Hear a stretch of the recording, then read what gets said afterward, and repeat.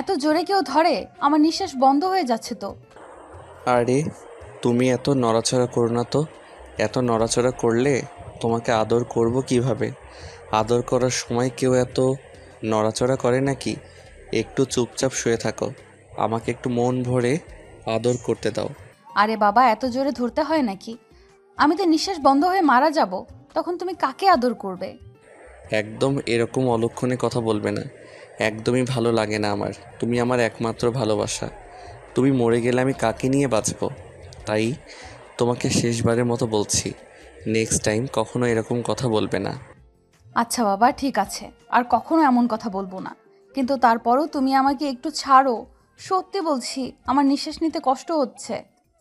এই কথা শুনে নীল তানিশাকে একটু ছেড়ে দেয়।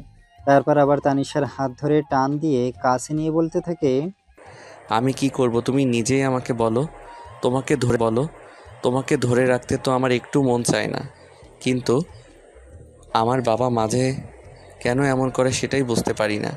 কেন যে তোমার আর আমার বিয়েটা দিচ্ছে না সেটাই তো বুঝতে পারছি না। বিয়ের আগে যদি তুমি তোমার বউকে এত কাছে টেনে নাও, এতটা ভালোবাসা দাও, তাহলে তোমার বাবা মা তোমাকে বিয়ে দিয়ে আর কি করবে? এই তুমি না সবসময় একটু বেশি বেশি কথা বলো।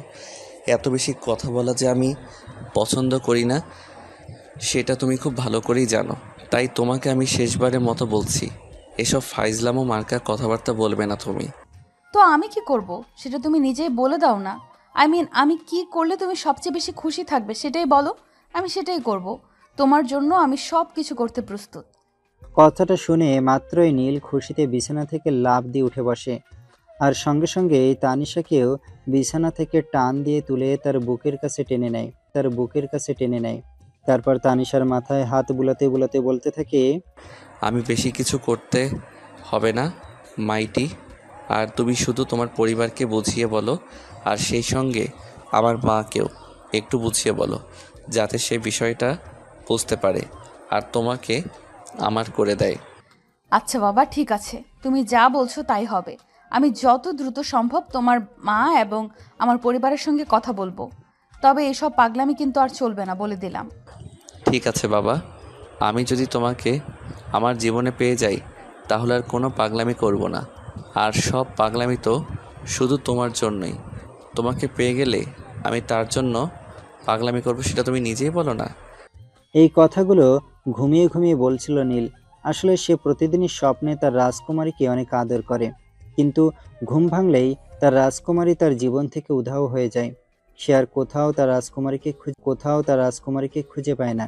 এটা নতুন কিছু নয়, দীর্ঘ 3 বছর ধরে চলছে এই জল্পনা কল্পনা। নীল তার রাজকুমারীকে সারা শহর তন্ন তন্ন করে খুঁজে বেড়ায়, কিন্তু কোথাও খুঁজে পায় না। রাজকুমারীকে খুঁজতে খুঁজতে সে প্রায় হয়রান। কিন্তু কি করবে, কিভাবে সাথে রাজকুমারীকে খুঁজে পাবে, তার কোনো উপায় তার জানা নেই। আর ঠিক তখনই তার মা এসে তার স্বপ্ন আর ঘুম দুটোই 12টা বাজিয়ে ছেড়ে দিল। তার মার রুমে এসে বলতে লাগলো, নীল, তুই কলেজে কি বলে ছুটি নিয়েছিলি? তোর নানু মারা গেছে এটা বলেছিলি? হারামজাদা, তোকে আজকে এত মিথ্যা কথা কেমনে বলতে শিখেছিস বলতো? আরে আমি বলি নাই, ভাইয়া আমাকে শিখিয়ে দিয়েছে। আমার কি দোষ? আমি তো আর ভাইয়ার কথা ফেলতে পারি না, হাজার হোক সে আমার 1 বছরের বড় বলে কথা। আজকে তোদের বাবা আসুক, তারপর দেখাচ্ছি। দিন দিন ফাজিল হয়ে যাচ্ছিস। তোর স্যার কল দিয়ে খোঁজ নিচ্ছে কিভাবে তোর নাড়ু মারা গেল। আরে মা আরে মা, স্যার কোনো কাজে নাই তো, বুঝো না। স্যার তার বউয়ের সাথে কথা বলার জন্য মিনিট কিনছিল মনে হয়, আর তার বউ বাপের বাড়ি চলে আসছে। আর এদিকে মিনিটের মেয়াদ শেষ, তাই কল দিয়ে খোঁজ নিচ্ছে আর কি। তুই কি করে জানিস? এসব লজ্জা করে না স্যারের নামে এসব বলতে? মাত্র ইন্টার ফার্স্ট ইয়ারে পড়িস, এখনই পাকনামি শুরু করে দিলি? বাকি জীবন কি করে চলবে বলতো? কথাটা বলতে বলতে তার মা বিছানার পাশ থেকে তার বিছানা পরিষ্কার করার ঝাড়ুটা হাতে নেয় আর বলতে থাকে, তুই এসব বাদরামো করা ছাড়বি, নাকি আমাকে অন্য কিছু চিন্তা ভাবনা করতে হবে? এখনো সময় আছে। আমি তোকে ভালোভাবে বলছি, এসব বাদরামো করা ছেড়ে দে। এসব বাদরামো করা আমার একদমই পছন্দ নয়। মায়ের অবস্থা দেখে নীল খুব ভালোভাবেই বুঝতে পারে তার বিপদ আসন্ন। তাই সে মাকে বলতে থাকে, মা এটা মা এটা কি ঠিক হচ্ছে? না কথা বলছো কথা বলো, কিন্তু হাতের মধ্যে ঝাড়ু নিয়ে এমন করছো কেন? ঝাড়ুটা ভেঙে ফেললে আমার বিছানা ঝাড়ু দিবে কিভাবে? বিছানা কিভাবে ঝাড়ু দিব আর কিভাবে কি করব না করব সেটা একান্তই আমার ব্যক্তিগত ব্যাপার। কারণ সমস্ত কাজ আমি আমার নিজের হাতে করি, কেউ আমাকে কোনো সাহায্য সহযোগিতা করে না। এমনকি খাবার খাওয়ার পর এঁঠো প্লেটপত্র পর্যন্ত কেউ পরিষ্কার করে না। তাই আমাকে একদম জ্ঞান দিতে আসবি না। এই কথাটা শোনার পর ওই নীলের হঠাৎ করে মনে হলো সে তো একটা অনেক সুন্দর স্বপ্ন দেখছিল। স্বপ্নে সে তার রাজকুমারীকে অনেক আদর করছিল, কিন্তু ঘুম ভাঙার পর তার রাজকুমারী কই চলে গেল। তাই সে একটু ইয়ার্কি করে তার মাকে বলতে, তুমি না সব সময় আমার স্বপ্নের 12টা বাজিয়ে দাও। স্বপ্নে আমার রাজকুমারী এসেছিল, আমি আমার রাজকুমারীকে কত সুন্দর করে আদর করছিলাম, কিন্তু তুমি এসে সিনেমার ভিলেনের মতো আমার স্বপ্নের 12টা বাজিয়ে দিলে। সকালবেলা একটু আরাম করে ঘুমাবো, আর তখনই আমার রাজকুমারী আসে। রাজকুমারীকে একটু আদর করতে চাই, তখনই তুমি চলে আসো। তুমি একদম ভিলেন টাইপ শাশুড়ি। আমি ভিলেন টাইপ শাশুড়ি, তাই না? চটিয়ে একদম লাল করে দেবো বলে দিলাম।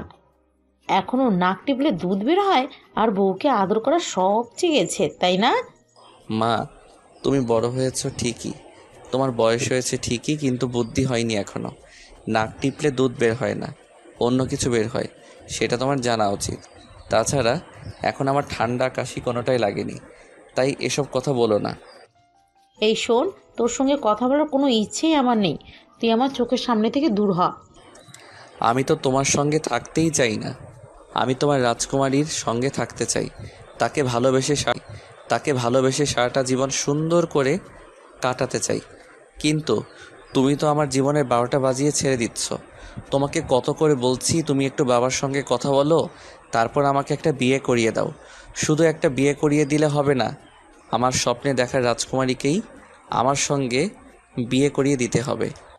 নীলের এসব ছাগলাম ও মার্কা কথা শুনতে শুনতে তার মা প্রায় বিরক্ত হয়ে গেছে। তাই তিনি নীলকে বলতে থাকেন, এই শোন, তোকে তোর রাজকুমারীকে আর তোর লাইফ নিয়ে আমার কোনো ইন্টারেস্ট নেই।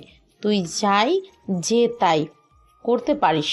আমি যে জীবনে কি এমন পাপ করেছিলাম সেটাই জানি না, যার কারণে আল্লাহ পাক তোর মতো একটা বদমাইশকে আমার পেটে দিয়েছিল। আল্লাহর কাছে আমি শুধু একটা কথাই বলি, তোর মতো ইতরকে যেন অন্য কারো পেটে না দেয়, তাহলে তাদের জীবনটাও আমার মতো নরক হয়ে যাবে। কথাটা বলতে বলতে নীলের মা সেই রুম থেকে বের হয়ে চলে যাবে। ঠিক তখনই নীলের বড় ভাই মিজান রুমে আসলো। পাশে তার মামা আছে।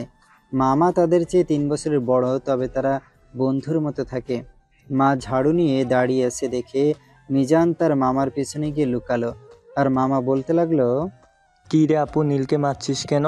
ও কি এখনো ছোট নাকি যে এভাবে জাদু দিয়ে মারবি? নীল এখন যথেষ্ট বড় হয়েছে, কলেজে পড়ে, ছেড়ে দে। তোর জন্যই মিজান আর নীল এত সাহস পায়। তুই এক শয়তান আর আমার দুইটাকে শয়তান করে তুলেছিস। নীল কি করেছে জানিস কিছু? হ্যাঁ জানি তো, আমি আর মিজান মিলে এই বুদ্ধিটা দিয়েছি। মাঝে মধ্যে একটু মিথ্যা না বললে চলে না, এই জন্য আম্মা মারবে না, বুঝলি? তোদের তিনজনকে আজকে মারবো। তোদের খাওয়া দাওয়া বন্ধ আজকে থেকে। যেদিন ভালো হবি সেই দিন খাবার খাবি। কথাটা শোনা মাত্রই নীলের মামা আর কোনো অপেক্ষা না করে বলতে লাগলো, আপু আমরা কক্সবাজার যাচ্ছি ঘুরতে, তোর আর কিছুদিন রান্না করা লাগবে না। কিছুদিন দুলাভাই আর তুই একা থাক, আমরা ঘুরে আসি। কথাটা শোনার মাত্রই নীলের মা দৌড়ানি দিল। নীল শর্ট প্যান্ট পরেছিল খালি গায়ে। সে, তার মামা আর তার বড় ভাই তিনজনই দৌড়ে বাইরে চলে আসলো। আর হঠাৎ একটা গাড়ি এসে নীলকে পিছন থেকে ধাক্কা দিল। নীল রাস্তায় পড়ে গেল আর রাগে উঠে গাড়িটার কাছে গিয়ে দেখে একটা মেয়ে, কিন্তু মুখ দেখতে পাচ্ছে না। চুলগুলো দিয়ে মুখটা ঢেকে গেছে মেয়েটাকে। অদ্ভুত সুন্দর লাগছে। ততক্ষণে মামা দৌড়ে আসলো আর মামা মেয়েটাকে বলতে লাগলো, এই মেয়ে এইভাবে কেউ গাড়ি চালায় নাকি? বাপের টাকা আছে দেখে যা ইচ্ছে তাই করবে নাকি তুমি? আর একটু হলেই তো আমার বাগিনার উপরে চলে যেত। মামার মুখ থেকে সম্পূর্ণ কথাটা বের হওয়ার আগে নীল তার মামার মুখ চেপে ধরলো আর মেয়েটা চলল। আর মেয়েটা চুলগুলো সরিয়ে নিচের দিকে তাকিয়েছে। নীল তার মামাকে জড়িয়ে ধরে মেয়েটার দিকে তাকিয়েছে। কাজল কালো, চোখ পাতলা, গোলাপি ঠোঁট জোড়া, চুলগুলো ঘন কালো, সব মিলিয়ে এক যেন পরী। কি যেন নীলের স্বপ্নে দেখা সেই রাজকুমারী। নীল মেয়েটার দিকে অপলক দৃষ্টিতে তাকিয়েছে, কিছু একটা বলতে যাবে, কিন্তু মেয়েটা সেটার অপেক্ষা না করে মেয়েটা কিছু না বলে চলে গেল। আর তখন মামা চিৎকার করে বলতে লাগলো, নীল এবার আমাকে ছাড়, আমি ব্যথা পাচ্ছি তো। ওই মেয়ে কখন চলে গেছে, এবার স্বপ্নে না থেকেই পৃথিবীতে ফিরে আয়। মামা, আমি শেষ। আমি এই মেয়ের প্রেমে পড়ে গেছি। প্রথম দেখায় ভালোবেসে ফেলেছি। মামা, এই মেয়েটা প্রতিদিন আমার স্বপ্নে আসে। আজ 3 বছর যাবৎ মেয়েটাকে আমি স্বপ্নে ভালোবেসে যাচ্ছি, কিন্তু হাজার চেষ্টার পরেও মেয়েটাকে আমি কোনোভাবে খুঁজে পাচ্ছি না। না, এই মেয়েটাকে আমি চাই। সেটা যেভাবেই হোক, সেটা যেভাবেই হোক, মেয়েটাকে আমাকে খুঁজে বের করতেই হবে। এই মেয়েটাকে আমার বউ বানাবো। এই মেয়েটাকে ছাড়া আমি বাঁচতে পারবো না মামা। এই মেয়েটা আমার শরীরের প্রত্যেকটি শিরা উপশিরায় মিশে গেছে। যেভাবেই হোক, এই মেয়েটাকে আমার জীবনে চাই। মামা প্লিজ, এই মেয়েটাকে খুঁজে পেতে আমায় সহযোগিতা করতে হবে তোমাকে। তবে এখন নয়, কক্সবাজার থেকে আসার পর। চলো এখন বাসায়। এই কথা শুনে নীলের মামা তার কাঁধে হাত রেখে বলতে থাকে, আচ্ছা বাবা, ঠিক আছে, সেটা সময় হলে বোঝা যাবে, কিন্তু এখন যেটা করা সেটাই করতে হবে। তা না হলে আবার অন্য ঝামেলা পড়তে হতে পারে। আজকে রাত 8টায় বাস ছাড়বে, তাই বাসায় চল, রেডি হতে হবে, আরও কত কাজ আছে। দুলাভাই বাসায় আসলে যেতে দেবে না। কিন্তু নীলের কান অবধি সেই সব কথা পৌঁছাচ্ছে কিনা কিছুই বোঝা যাচ্ছে না। ঠিক তখনই হঠাৎ নীল মত পাল্টে বলতে থাকে, এই মেয়েকে ছাড়া আমি যাব না। মেয়েকে ছাড়া আমি যাব না। ও আমার হলুদ পরি। তুমি আর মিজান ভাইয়া যাও, আমি এখানে থাকবো আর হলুদ পরীকে খুঁজবো। থাপ্পড় দিয়ে দাঁত সব ফেলে দেব। 1250 টাকা করে এক একটা সিটের টিকিট আর কোণে কোণে টাকাগুলা দিয়েছি। হোটেল বুক করেছি, আর সব কিছুর পর এইসব বলছিস? এইসব ফাজলামো মার্কা কথা বন্ধ কর, আগে কক্সবাজার থেকে ঘুরে আসি। কথাটা বলতে বলতে নীলকে তার মামা টানতে টানতে বাসায় নিয়ে আসলো। তারপর নীল এসে রুমে শুয়ে পড়লো। আর শুয়ে শুয়ে হলুদ পরীর কথা ভাবছে। সত্যি অপরূপ সুন্দরী, যাকে দেখে বুকের ভেতর মোচড় দিয়ে উঠবে, বুকের ভেতর একটা অদ্ভুত সাউন্ড হবে। এটাই ভালোবাসা। আর তখনই কোথা থেকে মামা আসলো, আর নীলকে রাগী কণ্ঠে বলতে লাগলো, কী রে নীল, বিকাল 4টা বাজে, এখনো গোসল করিসনি কেন?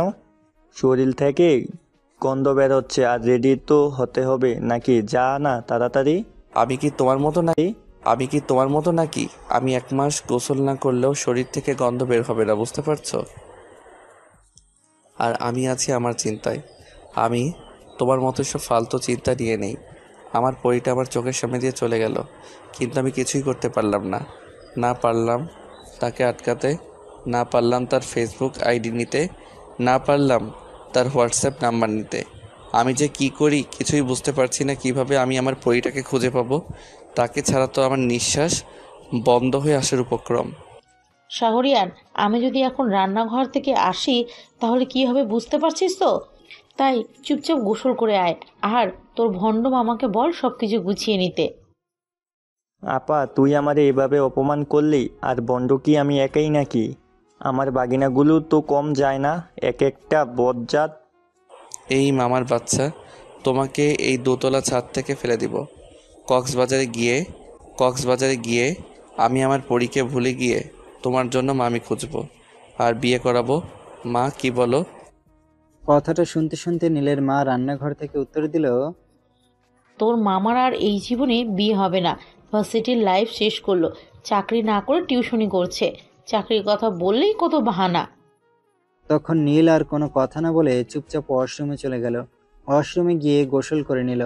তারপর আস্তে আস্তে রেডি হয়ে নিল। সন্ধ্যায় নীল, মামা, মিজান ভাইয়া বের হলো। মায়ের কাছ থেকে বিদায় নিয়ে বাসা থেকে বের হলো। বাসার সামনে থেকে একটা অটো নিয়ে সোজা বাস স্টেশনে আসলো, আর বাসে বসলো।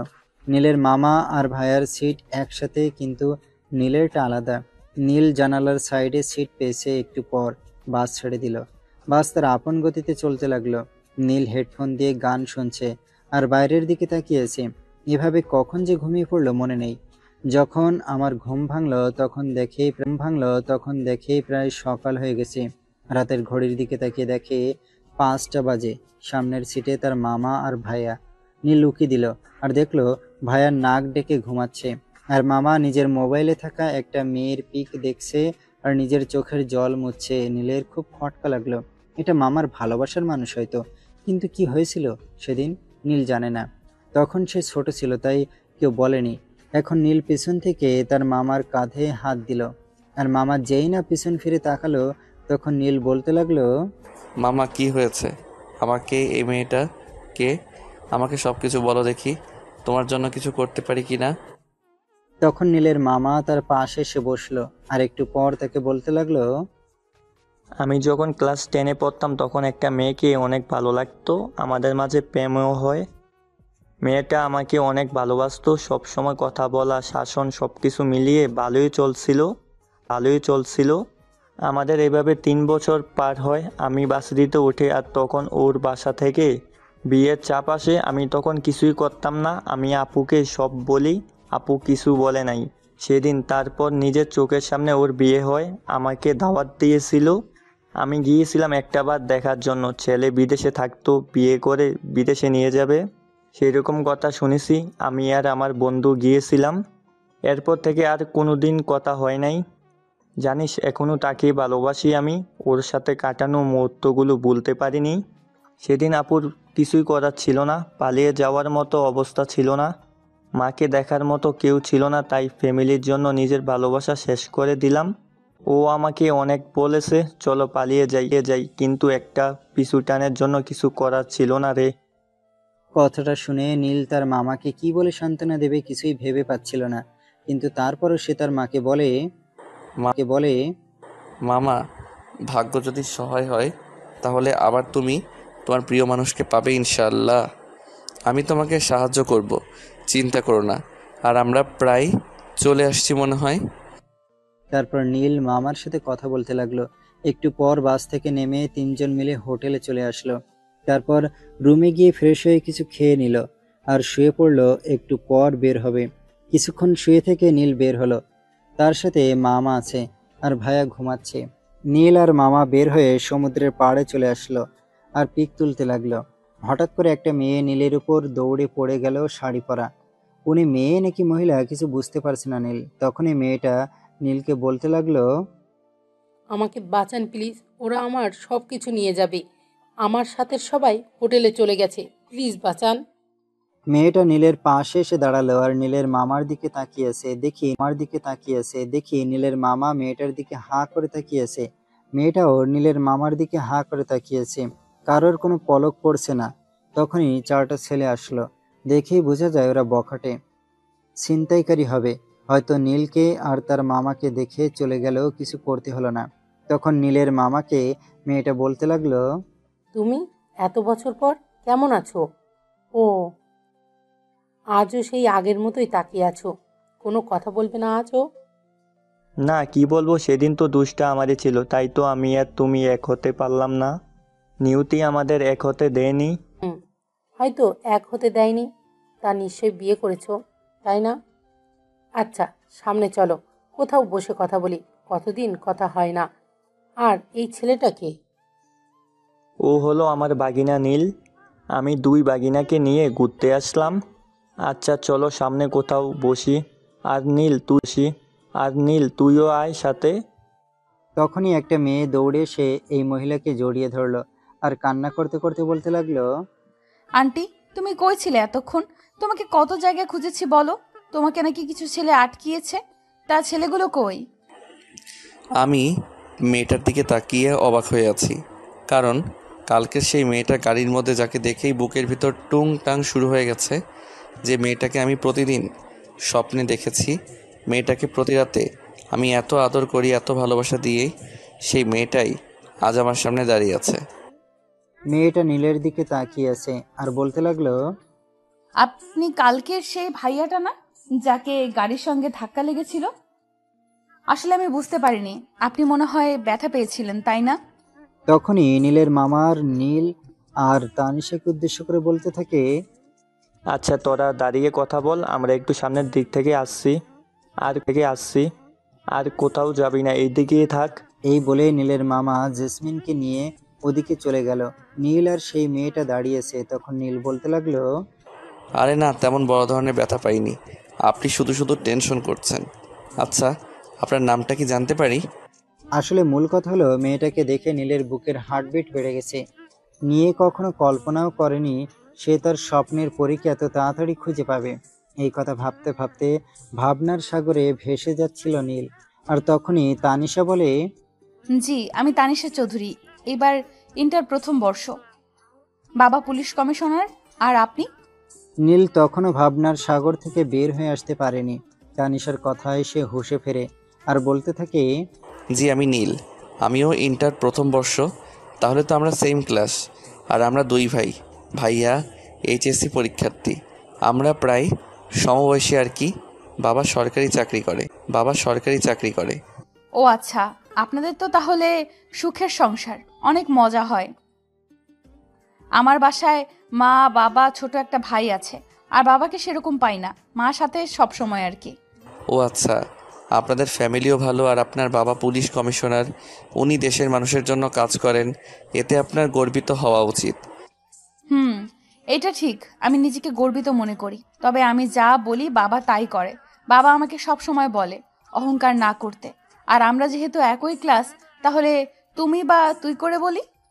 নীল, আমার তুমি বলার অভ্যাস নাই। তাই আপনার যদি কোনো সমস্যা না হয় তাহলে তুই করে বলতে পারি। আর কোনো কলেজে ভর্তি হয়েছেন? আচ্ছা, তুই করে বলবো দুজনে। আমি মহিলা কলেজে ভর্তি হয়েছি। আর তুই কোন কলেজে ভর্তি হয়েছিস? আমি এই কলেজে ভর্তি হয়েছি। আচ্ছা, ভালো কথা। তা কতদিন থাকবি এখানে? আমরা 3 দিন থাকবো। আমি আমি আন্টি, মা, আমার দুইটাই বান্ধবী আসছি। হয়তো 3 দিন থাকবো, তারপর চলে যাব, কারণ কলেজে যেতে হবে তো। ও আচ্ছা, তা চল সামনের দিকে যাই।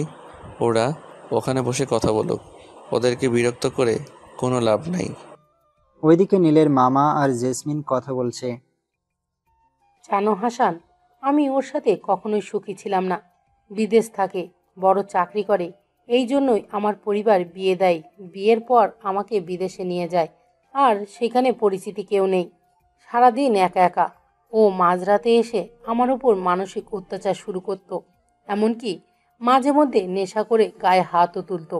1 বছর পর বাংলাদেশে পালিয়ে আসি, সোজা গ্রামে মা বাবার কাছে যাই আর ডিভোর্স পাঠিয়ে দেই। পরে এইভাবেই ছিলাম। আর কিছুদিন আগেই ভাইয়ার বাসায় আসলাম। ভাইয়া পুলিশ কমিশনার হয়েছে, প্রমোশন পেয়ে। আমি জানি তুমি সব সময় আমাকে মিস করতে, আর এটাও জানি তুমি এখনো আমাকে আগের মতোই ভালোবাসো। আমি এখনো তোমাকে চাই। বিয়ে করবে আমাকে? একটা সুযোগ দেবে? আবার নতুন করে সব কিছু না হয় দুজনে শুরু করব। আমি একজন ডিভোর্সি, তোমার পরিবার কোনোদিন মানবে না আমাকে। হ্যাঁ, এটা ঠিক, আমি তোমাকে সব সময়ই চাই।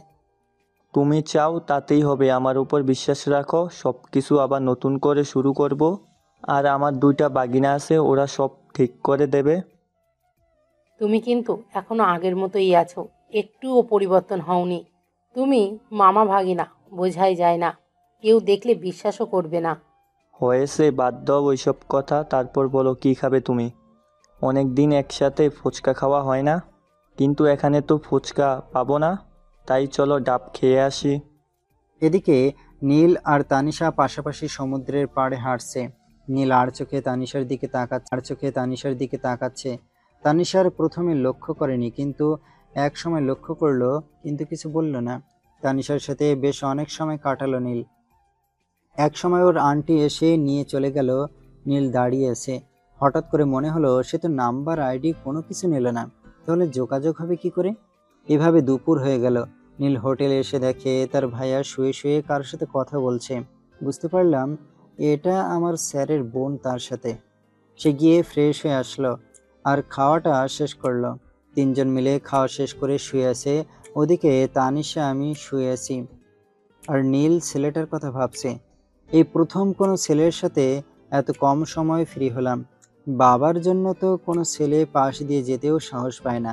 আর নীলকে এই কথা বলার পর কোনো রিয়াক্ট করলো না।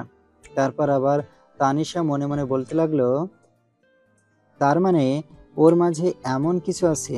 ধ্যাত, কিছু আছে। ধ্যাত, আমি এসব কি ভাবছি? ওর সাথে এখন কথা বলতে পারলে ভালো হতো। নাম্বার তো আনতে মনে নাই। কি করি এখন? আচ্ছা, বের হয়ে সমুদ্রের পাড়ে যাই, যদি আসে। তানিশা বের হয়ে সমুদ্রের পাড়ে আসলো আর এসে একা একা বসে আছে। এদিকে নীল তার মামা আর ভাইয়াকে নিয়ে তিনজন মিলে বের হলো। সাথে গিটার আছে। নীল টুকটাক গান করে, একা একা টিউন করতে ভালো লাগে। নীল সেখানে এসে দেখে তানিশা একটা ছেলের সাথে হেসে হেসে কথা বলছে। নীলের কেমন যেন বুকের ভেতর চিনচিন ব্যথা অনুভব হলো। নীলকে দেখে তানিশা ডাক দিল, আরে নীল, চলে যাচ্ছ কেন? এইদিকে আসো, তোমার জন্য অপেক্ষা করছি। চলো একসাথে সবাই মিলে আড্ডা দেই। ও হচ্ছে আমার বন্ধু সাকিব, আর সাকিব ও হচ্ছে নীল। তোরা পরিচিত হয়ে নে। তানিশা, আমার একটু কাজ আছে, তোরা আড্ডা দে। আমার একটু হোটেলে যেতে হবে, অন্য এক সময় কথা হবে তোর সাথে। এখান থেকে কোথাও যাবি না তুই। সব কাজ পরে করে নিবি।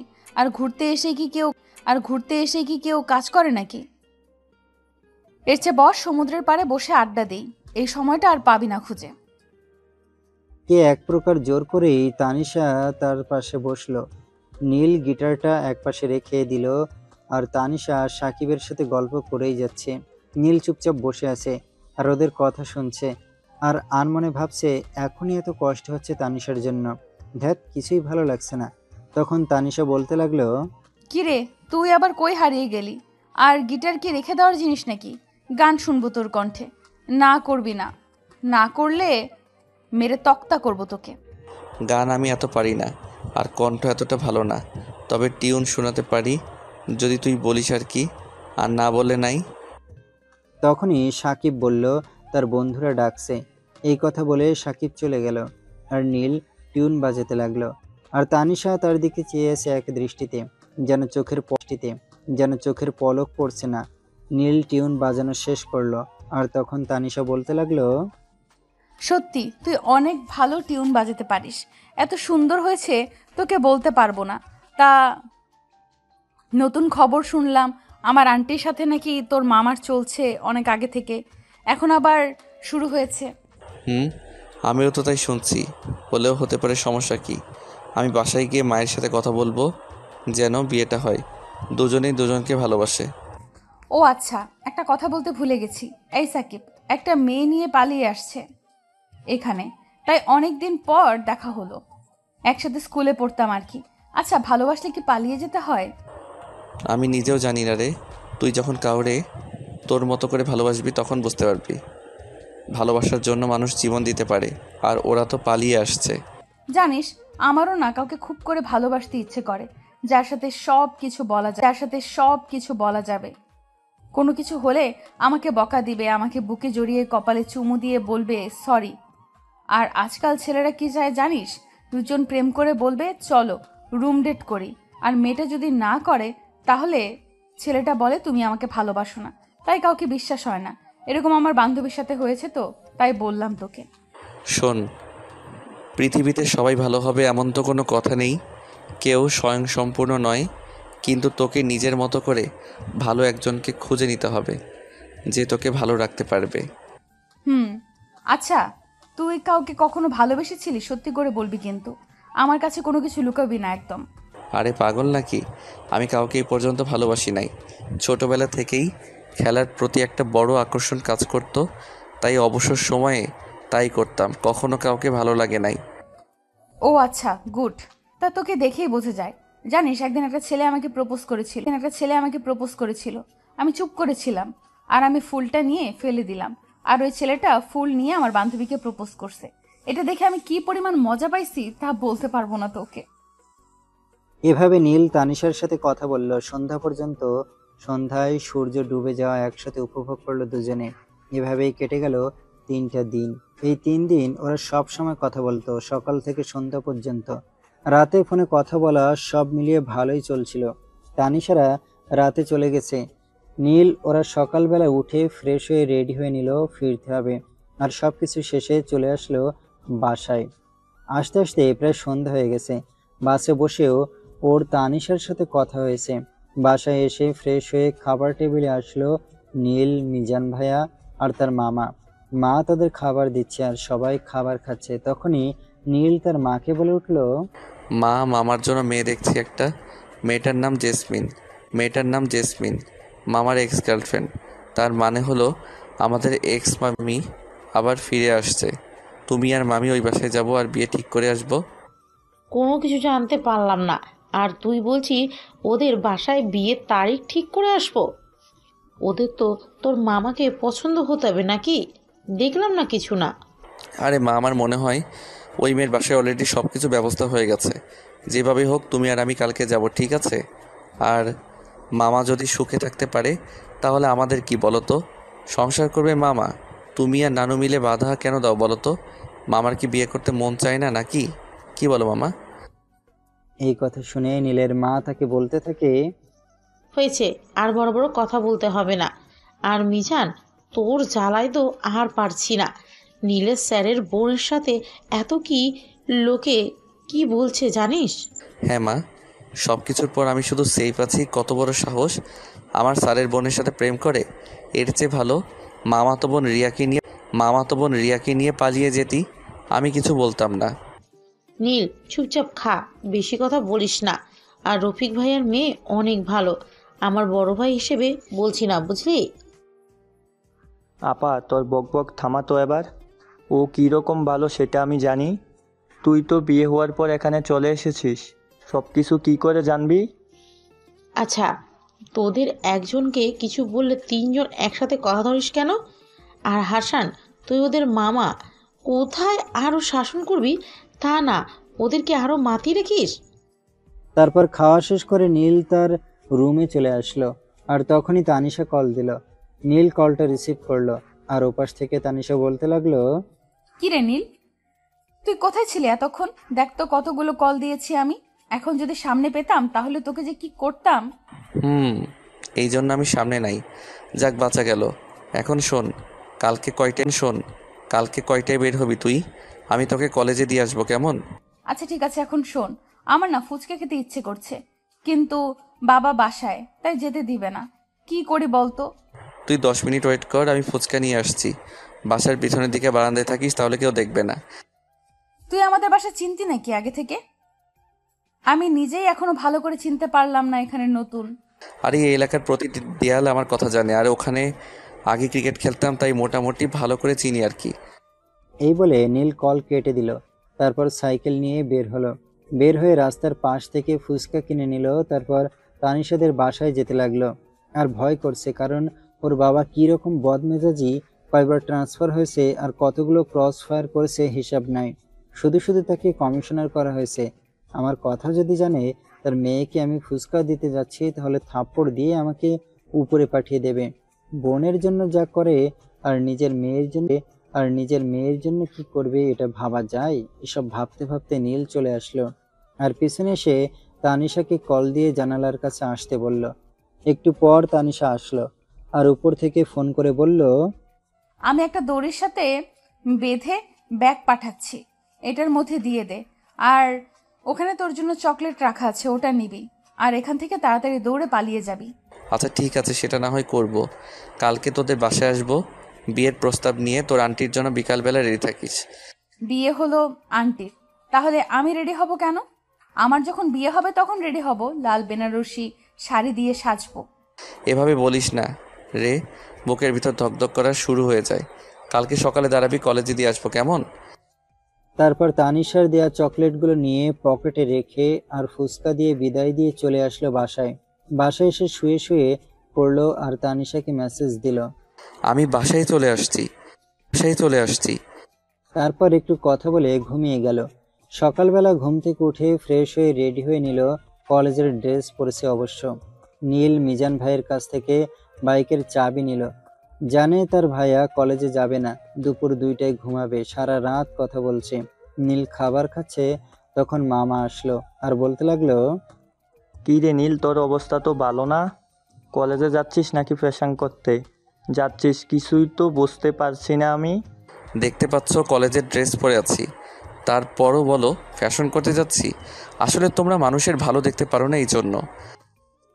এমন বড় বড় কথা বলিস না, তোরে আমার চিনা আছে। বড়টা তো তবুও লিমিটে আছে, তুই কোনো জায়গায় লাভ না হলে যাস না। এখন আসল কাহিনী বল। আসল কাহিনী হলো আমি এখন ক্লাসে যাব, বন্ধুরা বাইক নিয়ে আসে, তাই আমিও বাইকে করে যাব। তাই এখন 2000 টাকা দাও, খরচ লাগবে। এটার জন্যই আমি এতক্ষণ ধরে ভয় পাচ্ছি। তুই তো মানুষ ভালো না, আল্লাহ জানে এই বিয়েতে কত টাকা মারবি। এটা বলো না মামা, তুমি টিউশনি করো, তার উপর আবার পার্ট টাইম জব করো। তোমার টাকা কে খাবে শুনি? মামি একা খেতে পারবে না, তাছাড়া আমরা তো তোমার কচি কচি ভাগি না, আমরা তো খেতেই পারি নাকি? এই জন্য তোরে আমার ভয় লাগে, যখন দেখছিস কোনো কিছুতেই কাজ হচ্ছে না তখন এসব বলে কাটিয়ে দিস। কি আর করার, এই নে টাকা। ঠিক আছে, তোমার কাজ হয়ে যাবে, চিন্তা করো না।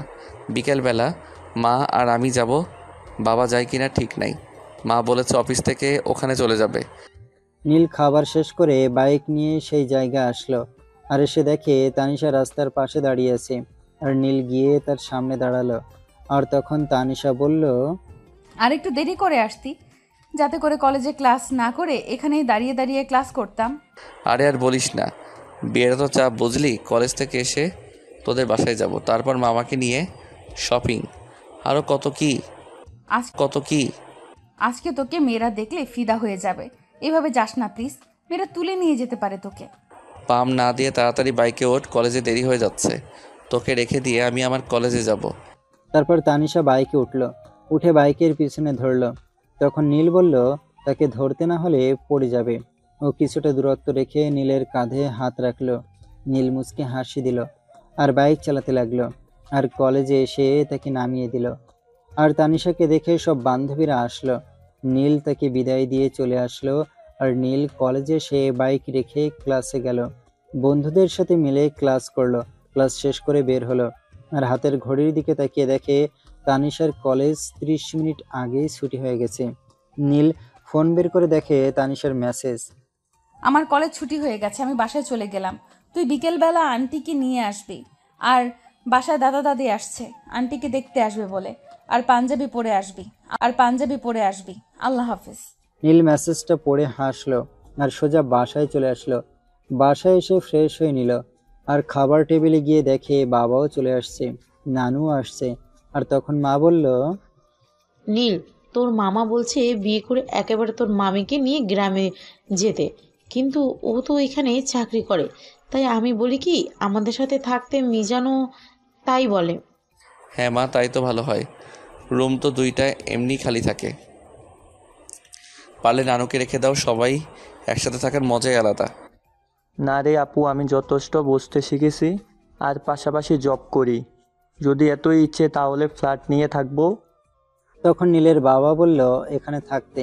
নীলের মামা তার বাবার উপর কোনো কথা বলে না, আগে থেকেই ভয় পায় একটু। তারপর রুমে এসে একটু রেস্ট নিল। নীল তানিশার পিক দেখছে, শুয়ে শুয়ে তানিশার মাঝে একটা অদ্ভুত চোখগুলো টানা টানা। এভাবে সময়টা পার হলে বিকালবেলা নীল রেডি হয়ে নিল, কালো পাঞ্জাবি পরলো আর রেডি হয়ে বের হলো। একটু পর মা আসলো। নীল মাকে বাইকে করে নিয়ে তানিশাদের বাসায় যেতে লাগলো। আর গিয়ে বাইক রেখে কলিং বেল চাপ দিল। আর একটা মহিলা দরজা খুলে দিল। নীল আর তার মা ভেতরে গিয়ে বসলো। আর তার মা কথা বলছে। হঠাৎ করে তানিশা তাদের জন্য নাস্তা নিয়ে আসলো আর এসে মুচকে হাসি দিল। নীল হাসিটার দিকে তাকিয়েছে, মায়া ভরা হাসি, যে কেউ দেখলে পাগল হয়ে যাবে। মা সবার সাথে কথা বলছে। তারপর কথা বলার শেষে বিয়ের তারিখ ঠিক হলো, সামনের শুক্রবার বিয়ে। তারপর কথা বলে চলে আসলো। ওখানে নীলের তানিশার সাথে কথা হয়নি, কারণ তার বাবা ছিল। শুধু শুধু ঝামেলা করে লাভ নাই। আমি বাসায় এসে মাকে নামিয়ে দিয়ে মামাকে নিয়ে মার্কেটে গেলাম। গিয়ে মার্কেট করে রাত 11টায় বাসায় ফিরলাম। আর ফ্রেশ হয়ে খাবার খেয়ে রুমে এসে শুয়ে পড়লাম। আর তানিশাকে কল দিলাম। আর কল হতেই কল ধরলো। আর ওপাশ থেকে বলতে লাগলো, কিরে নীল, তুই বিয়ের চাপে কি আমাকে ভুলে গেলি নাকি? আর বাসায় একটুও কথা বললি না কেন? কি হয়েছিল বলতো? তোকে যে ছাদে ডাকলাম, আসলি না। আমার বাবাকে তোকে খেয়ে নিত। ঝাড়ি কম দে, কালকে থেকে তো দুজনের কলেজে যাওয়া হচ্ছে না, বিয়ের চাপে। আর মাত্র 2 দিন আছে, বাড়ি সাজানো লাগবে। তোর তো কোনো কাজ নাই, একবার ছেলে হয়ে দেখ কেমন লাগে। শোন, চাপাবাজি করবি না, ঘুমিয়ে পড়। কালকে অনেক কাজ করতে হবে। আমিও ঘুমিয়ে পড়বো, কালকে সকালে উঠতে হবে তো, তাই। তারপর আরও কিছু কথা বলে কল কেটে দিয়ে ঘুমিয়ে গেল। সকালবেলা ঘুম থেকে উঠে ফ্রেশ হয়ে নিল। ফ্রেশ হয়ে খাবার টেবিলে আসলো। বাবা তখন তাকে আর তার ভাইয়াকে বলল বাড়ি সাজানোর জন্য লোক আনতে। খাবার খেয়ে দুজনে তাই করলো। এভাবে কাজের মধ্য দিয়ে দিনটা পার হলো। তানিশার সাথেও তেমন কথা হয়নি কাজের মধ্যে। বারবার মনে হয়েছিল দুপুরের দিকে নীল কল দিয়েছিল, কিন্তু ধরে নাই। হয়তো কাজের চাপ একটু বেশি। রাতে তানিশার সাথে কথা বলে দুজনেই ঘুমিয়ে গেল। এভাবে আরও একদিন পার হলো। আজকে বরযাত্রী নিয়ে যাচ্ছে নীলের বন্ধুরা, মিজান ভাইয়ের বন্ধুরা, মামার কিছু বন্ধু, সবাই আছে। ফ্যামিলির লোকজন তো আছেই বিয়েতে। তানিশা নীলের পাশেই ছিল। দুজনে ছাদে দাঁড়িয়ে কথা বলছে। নীল নিজেও জানে না এত কথা দুজনের মধ্যে কোথা থেকে আসে। তারপর বউ নিয়ে বাসায় চলে আসলো, আর নীল নিজেই বাসর ঘর সাজিয়ে দিল তার মামার জন্য। তারপর সবকিছু শেষে সে রুমে গেল আর তানিশাকে কল দিল। তানিশা রিসিভ করলো আর নীল বলতে লাগলো, কি রে, তুই এখনো ঘুমাস নাই? কয়টা বাজে দেখেছিস? রাত 1টা বাজে ঘুমাবি কখন? আর একটা কথা শোন না, আজকে মামা টেস্ট খেলবে, আমারও মন যাচ্ছে। লুচ্চা হইলি কবে থেকে? তুই না মামা হয়, তোর না মামা হয়। আমাকে কেউ এসব বলে নাকি? আর যখন তুই বিয়ে করবি তখন তোর বউকে নিয়ে যা ইচ্ছে করিস, পারলে মাথায় নিয়ে ঘুরিস, কেউ কিচ্ছু বলবে না। তোর কাছে খুব দামি একটা সম্পদ চাইবো একদিন, সেদিন কিন্তু আমাকে ফিরাতে পারবি না। সম্পদটা দিতে হবে, এটা আমারই প্রয়োজন। আমার সামর্থ্য থাকলে আমি অবশ্যই দিব। তাছাড়া তুই চাইবি আর আমি দিব না, এটা তো কোনোদিন হতে পারে না। তুই আমার প্রথম বেস্ট ফ্রেন্ড। যদি কখনো তোকে চাই সারা জীবনের জন্য, তাহলে আমার কাছে এসে থাকবি। কথা দিচ্ছি, সবসময় আগলে রাখবো। তখনই কলটা কেটে যায়। নীল বুঝতে পারলো টাকা শেষ। ভালোবাসার কথাটা আর বলা হলো না। থাক, আর কি করা। আবার তানিশা কল দিল আর নীলকে বলল, হ্যাঁ, বুঝতে পারছি, তোর টাকা শেষ। তারপর বল, কি বলছিলি? তুই আমাকে বুঝতে পারিসনি, কথাটা তাড়াতাড়ি বল, ঘুম পাচ্ছে খুব। আরে আমি বলছি যে তোর বিয়েটা খাবো সত্যি। আর ঘুমিয়ে পড়, কালকে থেকে আবার কলেজে যাব, ঠিক আছে? একটু কল দিয়ে জাগিয়ে দিস কেমন? বিদায় দিয়ে কল কেটে নীলও ঘুমিয়ে গেল। সকালবেলা ঘুম থেকে উঠে ফ্রেশ হয়ে নিল আর রেডি হয়ে নিল। কলেজের জন্য রেডি হয়ে খাবার টেবিলে আসলো আর এসে দেখে তার মামি সবাইকে খাবার দিচ্ছে। নীল কথা বলতে বলতে খেয়ে নিল আর খাওয়া শেষ করে বাইক নিয়ে বের সামনের দিকে আসলো আর এসে দেখে তানিশা দাঁড়িয়ে আছে। আর নীল তানিশাকে বলল, আজকে দুজনের মধ্যে কেউ কলেজে যাব না, সারাদিন ঘুরবো আর সিনেমা দেখবো। তুই কিন্তু না করতে পারবি না। আচ্ছা ঠিক আছে, চল তাহলে আজকে বাইকে করে ঘুরবো। কতদিন এভাবে ঘুরি না। ঘুরতে গেলে হয় আন্টি থাকে, মা থাকে, ওদের সাথে কি ঘুরলে ভালো লাগে? একটু নিজে স্বাধীনভাবে ঘুরতে। তারপর তানিশা নীলের বাইকে উঠল আর নীল তানিশাকে নিয়ে বাইক চালাতে লাগলো। তানিশাকে নিয়ে অনেক জায়গায় ঘুরে সিনেমা হলে গিয়ে মুভি দেখলো। বিকালবেলা তানিশাকে তার বাসার সামনে নামিয়ে দিল আর নামিয়ে দিয়ে নীল বাসায় যেতে লাগলো। আর কিছু দূরে আসতেই নীলকে কিছু পুলিশ আটকালো। নীল কিছুই বুঝতে পারছে না কেন তাকে ধরলো। নীলকে বাইক থেকে নামিয়ে বাইকের চাবি নিয়ে গেল আর নীলের পকেটে হাত দিল। আর একটু পর নীলের পকেট থেকে ইয়াবা পেল আর নীলকে ধরে গাড়িতে তুলতে লাগলো। তখন নীল বলল, স্যার বিশ্বাস করেন, আমি এসব ব্যবসা করি না, আমি পড়াশোনা করি। ওই অফিসার চেক করতে গিয়ে আমার পকেটে দিয়ে দেয়া আমার চোখের সামনে। কিন্তু ওরা নীলকে কিছু না বলে গাড়িতে তুললো আর থানায় নিয়ে যেতে লাগলো। নীলের চোখের সামনে একটা পুলিশ তার পকেটে ইচ্ছে করে দিয়ে দিল। নীলকে শুধু শুধু ফাঁসিয়ে দিল। কেন? সে তো কারো কোনো ক্ষতি করেনি নিজের জানা মতে। তাকে নিয়ে থানায় আসলো আর ওসি বলল তার নামে যত মামলা দেওয়া যায় দিতে। তাকে জেলে নিয়ে গেল। তখন সে বলল, আমাকে শুধু শুধু কেন ধরলেন? আমাকে বাসায় ফোন করতে দিন। আপনাদের সাথে আমার তো কোনো কিছু হয়নি, আর এলাকার সবাই জানে আমি কেমন। কিন্তু ওরা নীলের কোনো কথা শুনছে না। নীল বলেই যাচ্ছে। একটু পর নীলকে নিয়ে একটা রুমে নিয়ে গেল আর কিছু না বলে এই দুজন অফিসার নীলকে চেয়ারের সাথে বেঁধে মারতে লাগলো। মেরে নীলের হাত পা ভেঙে দিয়েছে। নীল মৃত্যু যন্ত্রণায় ছটফট করছে, কিন্তু নীলকে মেরেই যাচ্ছে। একসময় নীল অজ্ঞান হয়ে গেল। যখন নীলের চোখ খুলল আর তখন নিজেকে আবিষ্কার করলো হাসপাতালের বেডের উপর শুয়ে আছে। পাশে মা মামি বসে আছে। আমার দুই পায়ে প্লাস্টার করা, হাতেও প্লাস্টার করা, হাত পা ভেঙে গেছে। নীল জেগে উঠতেই নীলকে জড়িয়ে ধরে মা কান্না করতে লাগলো আর বলতে লাগলো, নীল, বাবারে, তুই কেন ওই মেয়ের সাথে মিশতে গেলি? একবারও নিজের কথা ভাবলি না? তুই ছাড়া কে আছে বল? আমি এবার বুঝতে পারলাম সব কিছু তানিশার বাবা করেছে। তানিশার বাবা করেছে, হয়তো বাইকে ঘোরার সময় দেখে নিয়েছে। তখনই মামা মিজান ভাই আসলো আর এসে দেখে সবার চোখে পানি। মামি কোনো কথা বলছেন। আমি বললাম, মামি, আপনি নিজেকে অপরাধী ভাবছেন কেন? আপনার তো কোনো দোষ নাই। শুধু শুধু কেন এত টেনশন করছেন বলেন তো? আপা একটু বাইরে আসো তো, তোমার সাথে কিছু কথা আছে। ডাক্তার দেখা করতে বলছে, দুলাভাইও আছে।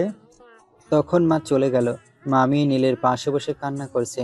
নীল তার মামিকে স্বাভাবিক করার চেষ্টা করছে। আর তখন মামি বলল, নিলয় ভাই অনেক খারাপ একজন মানুষ। উনি প্রেম ভালোবাসাকে দুই চোখের বিষ মনে করে। আমি তোমার মামাকে কত কষ্ট করে বিয়ে করেছি সেটা আমিই জানি। শুধু বাবা বেঁচে আছেন তাই বাবার জন্যই পেয়েছি।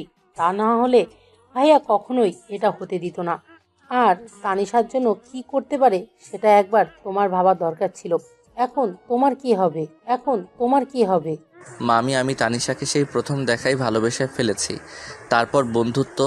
আমি জানি না তানিশা আমার কথা জানতে পেরেছে কিনা। যদি জানতো তাহলে আমার বিশ্বাস সে একবার দেখার জন্য হলেও আসবে। নিলয়, তুমি বুঝতে পারছো না তানিশার ওপর দিয়ে কি পরিমাণ ঝড় বইছে। ভাইয়া আমাকে বিয়ের দিনও বলেছিল আমি যেন তার বাসায় কোনো দিন না যাই, ভাইয়া হিসেবে পরিচয় না দেই। মামি, আমি তানিশাকে ছাড়া বাঁচতে পারবো না। আমার দেহে শেষ নিঃশ্বাস থাকা পর্যন্ত আমি তানিশাকে চাই। ওদিকে নীলের মা আর মামা মিলে ডাক্তারের কাছে গেল আর কথা বলতে লাগলো। তখন নীলের মামা আর মাকে বলল, আপা ডাক্তার কি বললো শুনতে পেলে তো? নীল কোনোদিন হাঁটতে পারবে কি না ঠিক নাই, কারণ পাগুলো ব্যাঙে গুঁড়ো হয়ে গেছে। আল্লাহর উপর ভরসা রাখতে হবে। আমার ছেলেকে আমি বিদেশে নিয়ে গিয়ে চিকিৎসা করাবো। আমার চোখের সামনে নীল হুইল চেয়ারে বসে থাকবে? এটা সহ্য হবে না। কোনো মায়ের সামনে ছেলের অবস্থা। আপারে আমি বুঝতে পারছি সারিয়া তোর কতটা আদরের, কিন্তু বাস্তব জীবন তোকে মেনে নিতে হবে। বিদেশে নিয়ে যাবি, টাকার একটা বিষয় আছে না? আমরা মধ্যবিত্ত শ্রেণীর, এটা ভুলে যাবি না। আমার ভাগের সম্পদটা বিক্রি করে দিব। বড় ভাইয়ার কাছে বলবো নীলের বাবার কি অবস্থা। এটা আমি বুঝতে পারছি। ও যদি ক্ষমতা থাকতো তাহলে কি করতো এটা আমি জানি। নীলের মা আর মামা মিলে আরো কিছু কথা বলল। নীল এদিকে শুয়ে আছে। একটু পর মা নীলের কাছে আসলো আর খাইয়ে দিতে লাগলো। নীলও খেতে লাগলো। আর ওদিকে তানিশা, বাবা, নীল আমার খুব ভালো বন্ধু। তাকে নিয়ে এতটা চিন্তা ভাবনা ছিল না, কিন্তু আমি আজ তোমাকে বলছি, যদি কখনো বিয়ে করতে হয় তাহলে নীলকে করব। তুমি আমাকে আটকে রাখতে পারবে না। এই দেহে শেষ নিঃশ্বাস থাকা পর্যন্ত আমি নীলকে ভালোবেসে যাব। তুমি ওর জীবনটা শেষ করে দিলেও আমি তাকেই বিয়ে করব, ইনশাল্লাহ। এটা বলতেই বাবা তানিশার গালে একটা থাপ্পড় মারলো আর দরজা বন্ধ করে চলে গেল। তানিশা একা রুমে বন্দি আছে, শুয়ে শুয়ে কান্না করতে লাগলো। তানিশা নীলের শূন্যতা অনুভব করতে পেরেছে, অনেক ভালোবেসে ফেলেছে। তানিশা জানে না ওর এখন কি অবস্থা। এদিকে নীল খাওয়া শেষ করে মা ঔষধ খাইয়ে দিল আর নীল ঘুমিয়ে গেলাম। এভাবে পার হয়ে গেল বেশ কিছুদিন। শুনলাম আমাকে বিদেশে নিয়ে যাওয়া হবে উন্নত চিকিৎসার জন্য, সাথে মা আর বাবা যাবে। সবকিছুর ব্যবস্থা হলো। আমাকে হুইল চেয়ারে করে হাসপাতাল থেকে বের করলো ডাক্তাররা। তারপর গাড়িতে তুলতে যাবে, তখনই দেখি গাড়ির সামনে কাচের মধ্যে একটা নাম্বার লেখা, নিচে লেখা T+S। আমি বুঝে গেলাম এটা তানিশার নাম্বার। মামি হয়তো গোপনে লিখে দিয়েছে। আর তখন মামি আমার পাশে আসলো আর আস্তে করে আমাকে বলল, শাহরিয়ার অনেক কষ্টে নাম্বারটা জোগাড় করেছি। তানিশার অবস্থা খারাপ, নাম্বারটা মুখস্থ করে নাও। লিখে দেওয়ার কোনো উপায় নেই, সবাই দেখলে কি হবে বুঝতেই পারছো। আমি নাম্বারটা মুখস্থ করে নিলাম, তবে সময় পেয়েছিলাম মুখস্থ করার জন্য, কারণ ডাক্তার বাবা মায়ের সাথে কথা বলছে। একটু পর আমাকে গাড়িতে তুললো আর গাড়ি চলতে লাগলো এয়ারপোর্টের দিকে।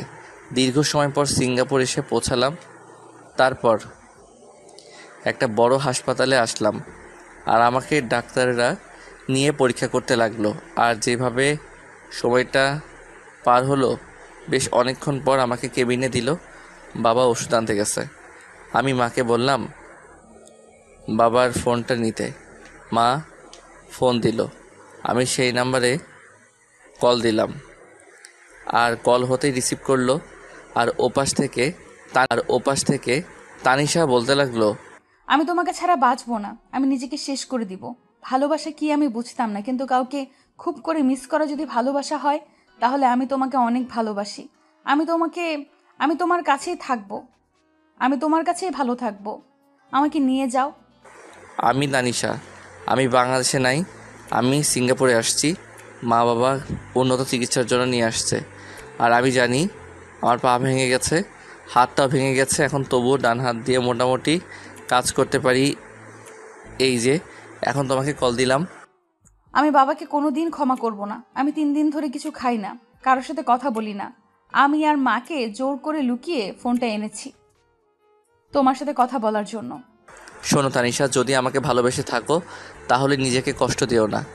তুমি খাওয়া দাওয়া করবা আর নামাজ পড়ে আমার জন্য দোয়া করবা। প্রিয় মানুষটার আল্লাহর কাছে প্রিয় মানুষটার দোয়া আল্লাহর কাছে কবুল হয়। আর লাল বেনারসি শাড়ি পরিয়ে তোমাকে আমার ঘরে তুলব। তোমার জন্য সব কিছু করব। তুমিও নিজের যত্ন নিও।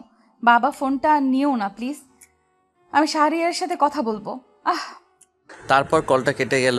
আমি বুঝতে পারলাম ওর বাবা দেখে নিয়েছে। তাকে থাপ্পড় দিয়ে থাপ্পড়ের শব্দটা এই পাশ থেকে আমি শুনতে পেলাম। আমার জন্য তানিশা মায়ের খেলো। মেয়েটা আমার জন্য এতটা কষ্ট পাচ্ছে।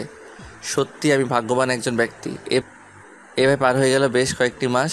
আমি এখন হাঁটতে পারি, তবে এত ভালো করে না, কারোর সাহায্য লাগে। কিন্তু আমি প্রতিদিন ওর নাম্বারে ফোন দিই, কিন্তু ফোন বন্ধ। মামিকে ফোন দিয়ে জিজ্ঞেস করি, কিন্তু মামিও কিছু বলতে পারে না। আমিও মামির অবস্থাটা বুঝতে পারছি। তানিশার বাবা জানতে পারলে মামিকেও ছাড়বে না, কিন্তু তানিশার বাবা আমাকে পছন্দ করে না। কেন তানিশার বাবার মতো আমাদের টাকা নেই, কিন্তু বাকি সব দিকে তো আমরা কোনো অংশে কম নই।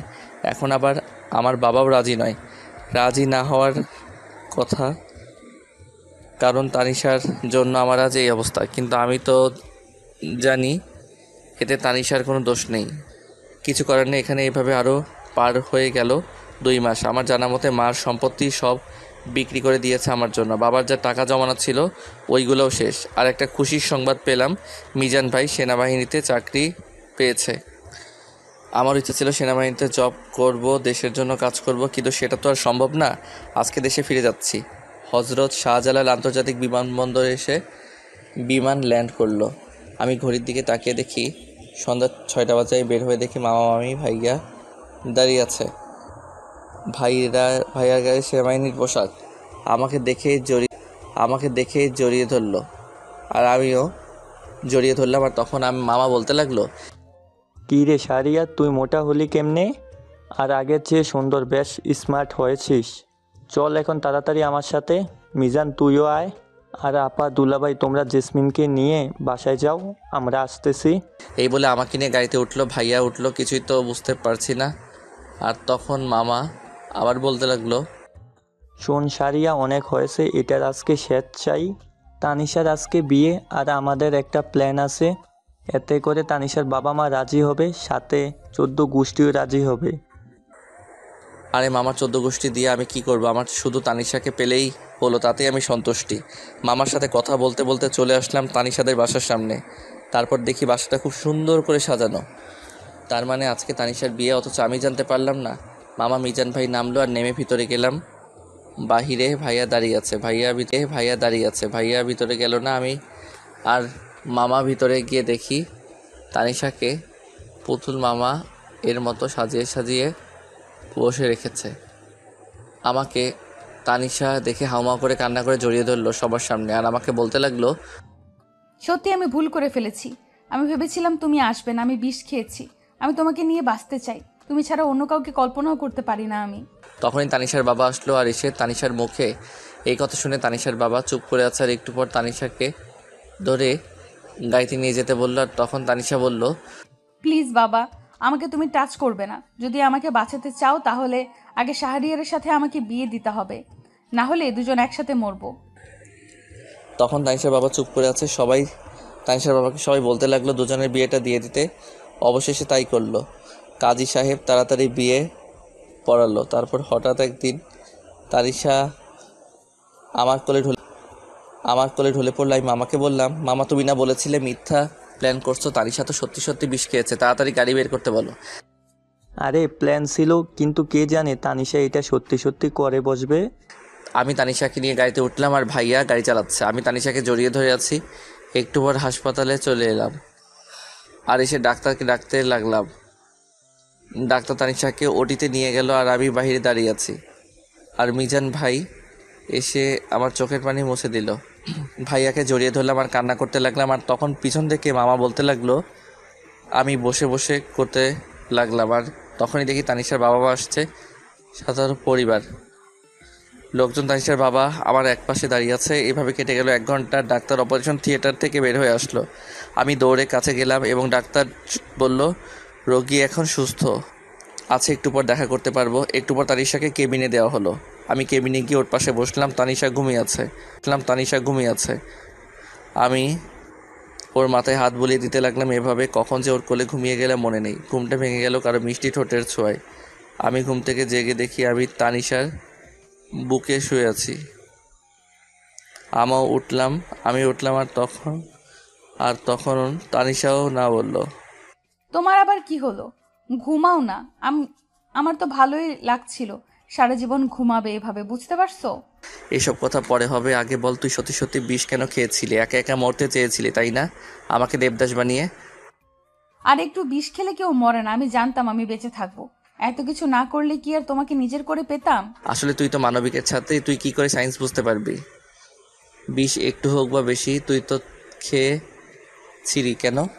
উফ, তুমি কি এখন আমার সাথে ঝগড়া করবা নাকি? এর চেয়ে ভালো চলো বাসায় চলে যাই। এখনো বিয়ের শাড়ি পরে আছি, বাসরটা সেরে ফেলি।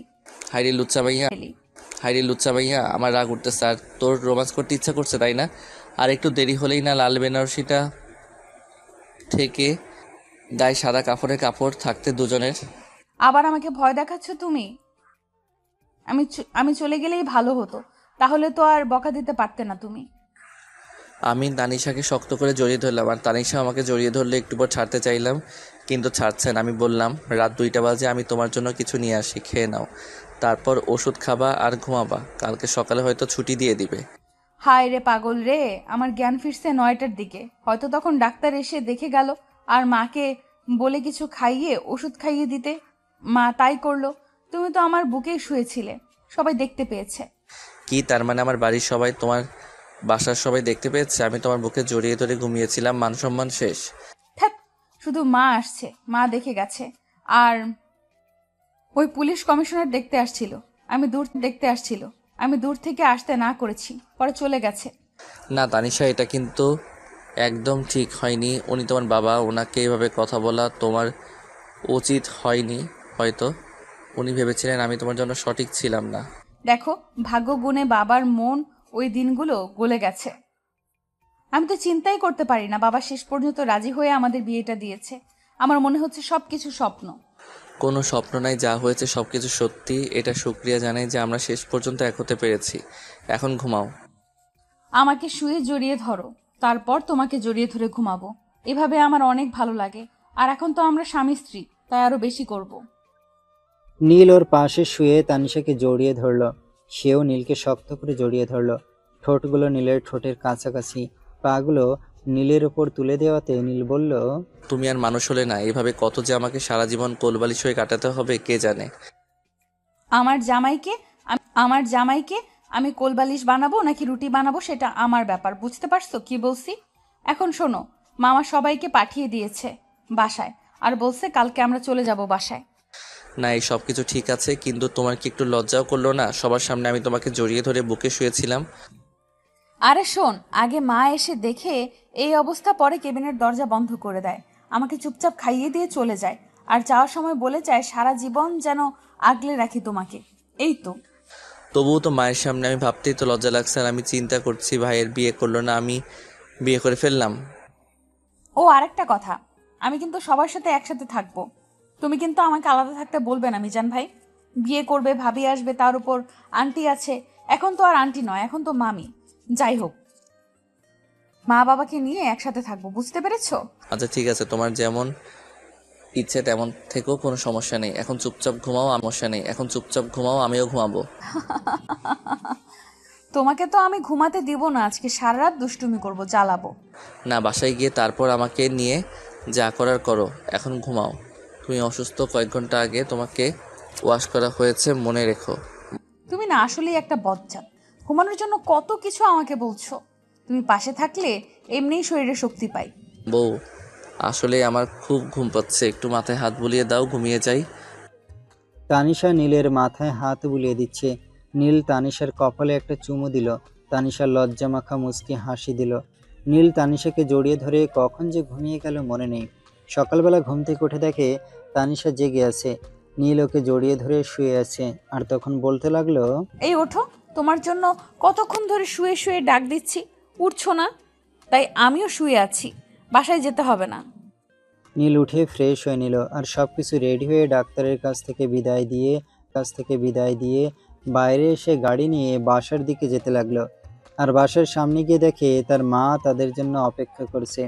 নীল গিয়ে নামলাম আর তখন তার মা বলতে লাগলো, নীল, এই 2টা স্বর্ণের চুড়ি বৌমাকে পরিয়ে দে, আর কোলে করে বৌমাকে নিয়ে রুমে যা। আর হাসান, কই তুই, এদিকে আয়। মা, এসব কি বলো? এটা কি কোনো রীতি হলো নাকি? কোন শালায় যেসব রীতি বের করছে, শেষ পর্যন্ত বউকে কোলে করে নিয়ে যেতে হবে? শোন, আমার বংশের মধ্যে এসব আজব রীতি নাই, তোর বাবার বংশের মধ্যে এসব আজব রীতি আছে। তাই যেটা বললাম সেটা কর। ও, তার মানে এটা আমার বংশের রীতি, তাহলে সমস্যা নাই। তুমি ভিতরে যাও, আমি আটার বস্তা নিয়ে আসছি। আটার বস্তা। এই কথাটা শুনে তানিশা আর চোখে একটু নীলের দিকে তাকালো, কিন্তু নীল সেটা দেখেও না দেখার ভান করে রইল। কারণ সে বুঝতে পারছে এখন যদি তানিশার দিকে তাকায় তাহলে তানিশা রেগে যাবে। এদিকে এদিকে তার মা যেতে লাগলো আর সে তানিশাকে কোলে তুলে নিল। মা গো মা, কি ভারী, সারাদিন খেয়ে খেয়ে মোটা হয়েছে। আর কি হঠাৎ করে তানিশা নীলের কানে কামড় দিল, কিন্তু নীল কিছু বলতেও পারছে না। নীল সোজা রুমে নিয়ে এসে তানিশাকে বিছানায় ফেলে দিল আর তার ঠোঁট জোড়া দখল করে নিল। 10 মিনিট পর ছেড়ে দিল আর তখন তানিশা বলতে লাগলো, আমাকে আটার বস্তা বলা, তাই না? আমি দেখতে আটার বস্তার মতো নাকি? কামড়টা আরো জোরে দিতাম, বেঁচে গেলে।